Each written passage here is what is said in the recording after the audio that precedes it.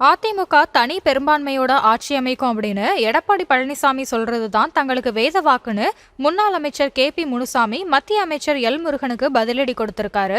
தேசிய ஜனநாயக கூட்டணி வெற்றி பெற்றது அப்படின்னா தமிழகத்துல கூட்டணி ஆட்சி தான் மத்திய உள்துறை அமைச்சர் அமித்ஷா சொல்ற கருத்தே தங்களுக்கு வேத வாக்கு அப்படின்னு மத்திய இணையமைச்சர் எல் முருகன் அண்மையில சொல்லியிருந்தாரு.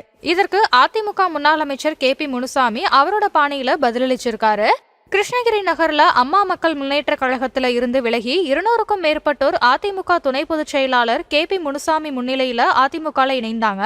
இந்த நிகழ்ச்சிக்கு பிறகு செய்தியாளர்களுக்கு பேட்டி கொடுத்த அவரு அதிமுகவை பொறுத்த வரைக்கும் கட்சி கொள்கை தான் வேத வாக்கு, கட்சி கூட்டணி அப்படிங்கிறது வேற, தேர்தல் முடிஞ்ச பிறகு ஆட்சி அமைக்கிறது அப்படிங்கிறது வேறன்னு சொன்னாரு. பாஜக அதிமுக கூட்டணியில முரண்பாடான கருத்துகள் இருந்தாலுமே அது குறித்து தற்போது பதில் சொல்லும் சூழ்நிலை இல்ல அப்படின்னு சொல்லியிருக்காரு.